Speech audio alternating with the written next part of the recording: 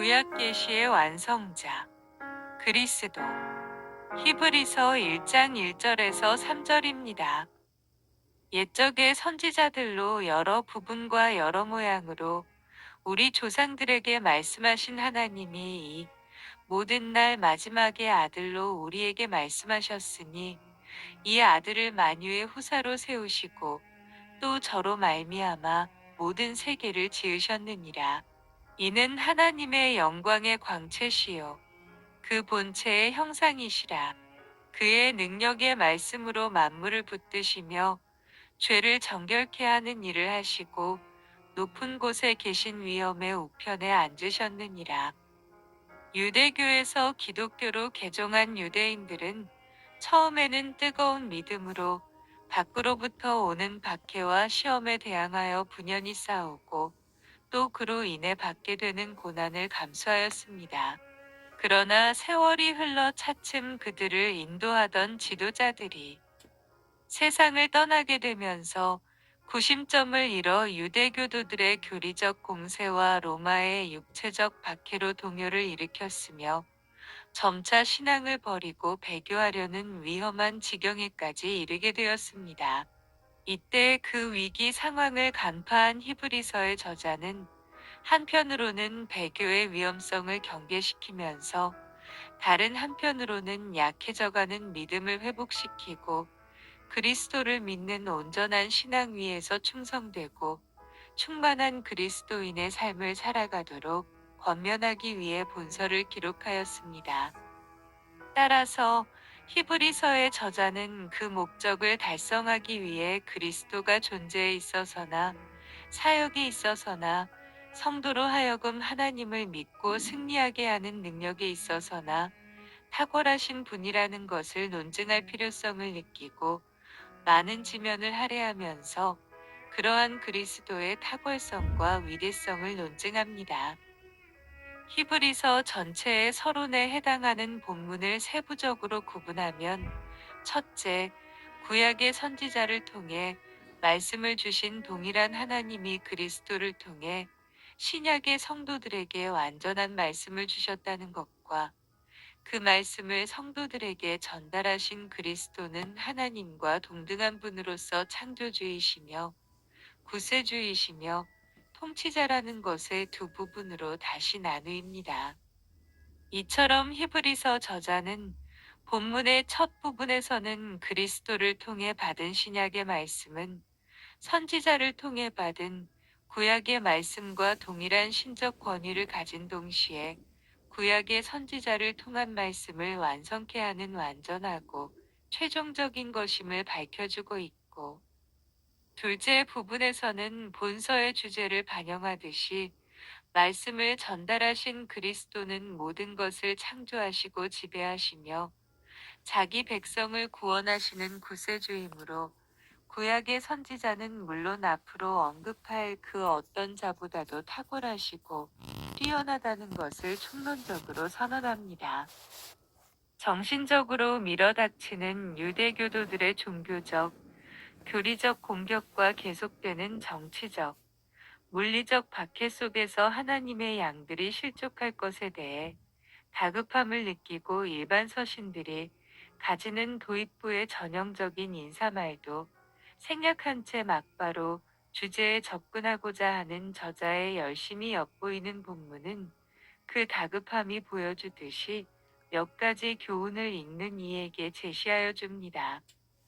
첫째, 비록 그것이 사람을 매개로 하여 기록되어졌다 할지라도 우리에게 주어진 구약과 신약은 모두 전능하신 하나님으로부터 나온 정확무오한 우리에게 생명을 주는 하나님의 말씀이라는 사실입니다. 따라서 성경을 인간의 작품으로 격화시키려는 현대의 이성주의적 물결 속에서도 우리는 성경의 모든 말씀은 틀림없는 하나님의 말씀이라는 신앙을 간직해야 합니다. 둘째, 우리가 구주로 믿고 있는 예수 그리스도는 영지주의자나 아리우스주의자, 그리고 현대 자유주의자 등이 주장하는 것처럼 하나님과는 전혀 다른 별개로서의 열등한 존재가 아니라 우리를 창조하시고 다스리시며 구원하실 하나님, 그 자신이라는 사실입니다. 그리스도는 틀림없이 자기 양을 구원하시고 그들을 영원한 하늘 나라로 인도하실 능력의 하나님이십니다. 따라서 성도는 오직 그가 하나님이심을 믿고 그의 말씀을 따라 살면 그가 약속하신 모든 것을 유업으로 받게 될 것입니다. 1절을 봅니다. 옛적에 이는 구약에 예언된 메시아가 이 땅에 오신 이후의 시대를 말하는 2절이 모든 날 마지막에와 대조되는 말로써 구약 시대를 가리킵니다. 선지자들로 우리 조상들에게 말씀하신 하나님. 우리 조상들은 히브리서의 수신자인 개종한 유대인들의 조상인 구약 시대의 모든 이스라엘인들을 가리킵니다. 그리고 선지자는 비단 이사야나 예레미야, 에스겔과 같이 하나님의 특별한 선지자들만을 뜻하는 것이 아니라 아브라함이나 모세, 다윗 등과 같이 하나님의 말씀을 친히 받았으며 그 말씀을 사람들에게 전한 자들까지 포괄하는 말입니다. 한편 다른 신약 서신서들이 서두에서 발신인과 수신인을 밝히고 수신인에 대한 문안 인사로서 시작하는 서신의 일반적인 형식을 따르는 것과는 달리 히브리서는 이 모든 것이 생략된 채 계시의 주체자이신 하나님에 대한 언급으로 시작되고 있음이 특징적입니다. 여러 부분과 여러 모양으로. 여러 부분은 여러 번으로 번역될 수 있는 단어입니다. 이것은 하나님께서 구약 시대에 단 한 번 계시를 주신 것이 아니라 기회 있을 때마다 계속적으로 계시를 주신 것을 가리킵니다. 다음으로 여러 모양, 이란 하나님께서 구약 시대에 계시를 주셨던 여러 가지 다양한 방편을 가리킵니다.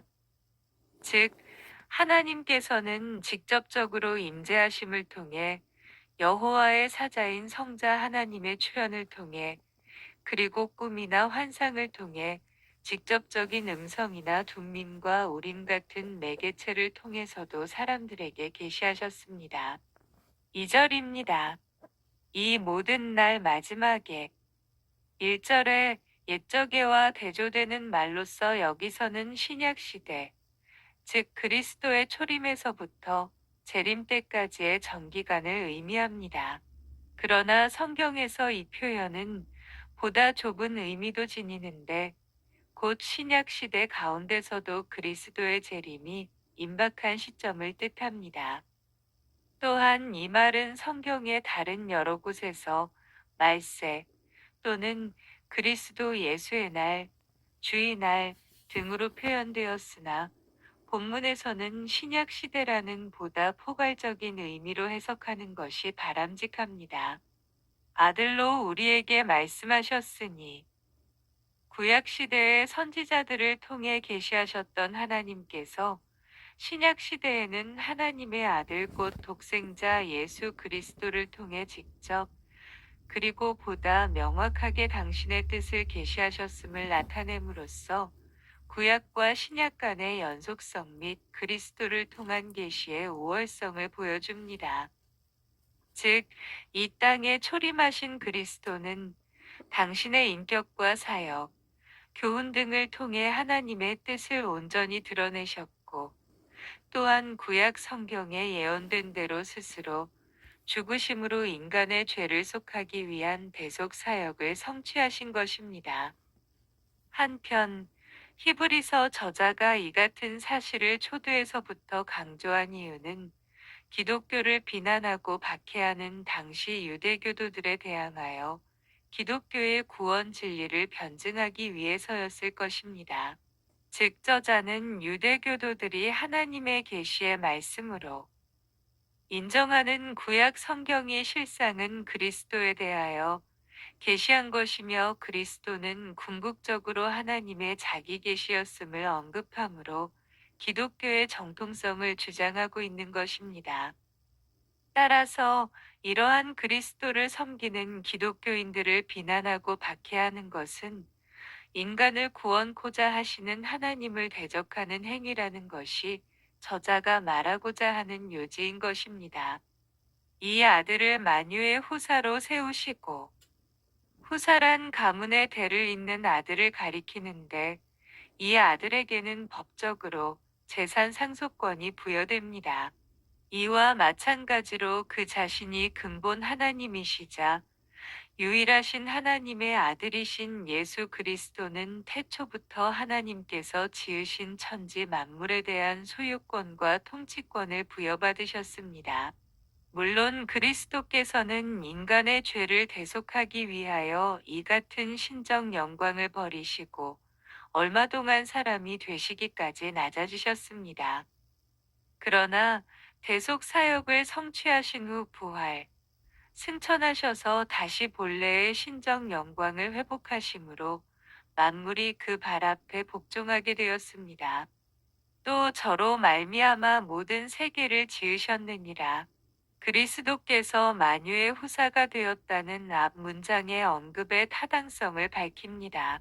즉, 하나님께서 지으신 만물의 상속자이신 그리스도께서 근본적으로 하나님과 더불어 만물을 창조하신 자임을 강조하므로 만물에 대한 그리스도의 소유권을 보여주는 구절입니다.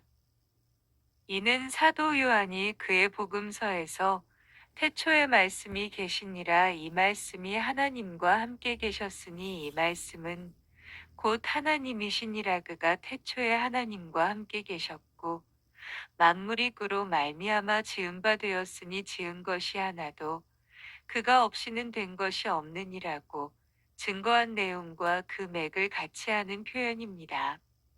여기서 말씀은 그리스도가 궁극적으로 하나님의 계시에 해당하는 분임을 뜻하는 그리스도의 칭호입니다. 이같이 만물의 창조자이신 그리스도께서 만물을 소유하시고 그것을 통치하심은 지극히 당연한 일입니다. 3절입니다. 3절은 그리스도께서 하나님의 지으신 만물의 상속자이시며 또한 성부 하나님과 함께 만물을 창조하신 자이심을 언급한 데 이어 그분의 신적 영광과 사역에 관해 언급하고 있는 구절입니다. 이는 하나님의 영광의 광채시요 하나님의 영광이란 본래 성자 하나님이신 그리스도의 신적 속성을 뜻합니다. 다음으로 광채는 두 가지 의미를 갖고 있는데 첫째는 발광체 곧 그 자체가 발하는 빛이라는 의미이며 둘째는 외부의 빛을 받아 반사하는 빛입니다. 이 두 가지 의미는 그리스도께 모두 적용될 수 있습니다. 왜냐하면 그리스도께서는 근본 하나님으로서 신적 영광을 지니고 계신 분이시자 또한 성육신하셔서 자신의 인격과 사역, 교훈 등을 통해 성부 하나님의 영광을 증거한 분이시기 때문입니다.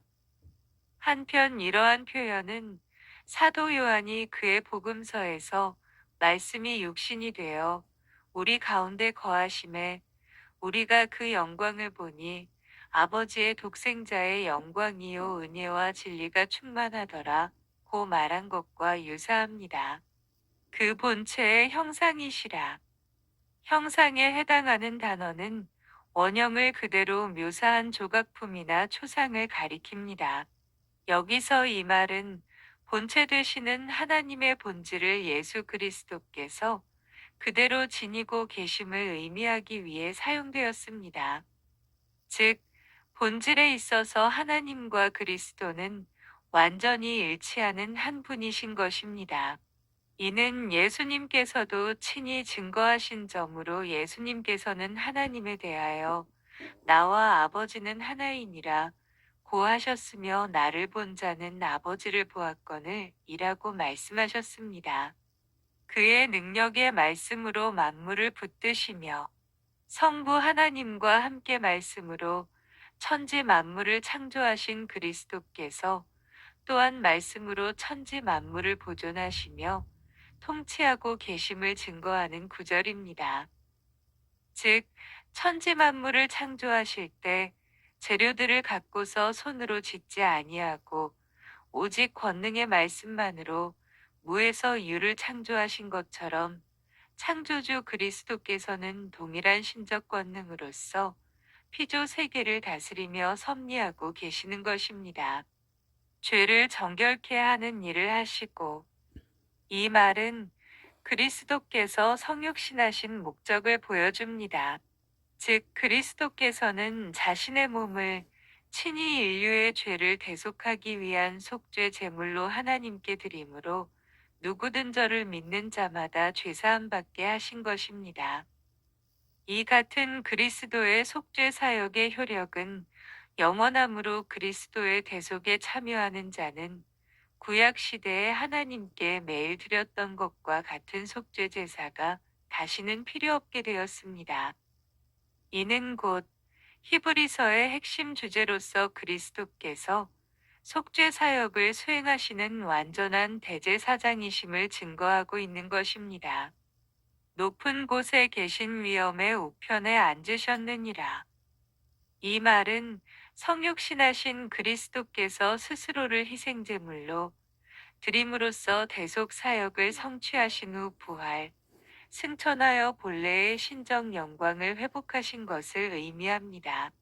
여기서 높은 곳은 하나님께서 좌정하고 계시는 하늘을 의미하며 위엄은 하나님의 신적 권위를 의미합니다.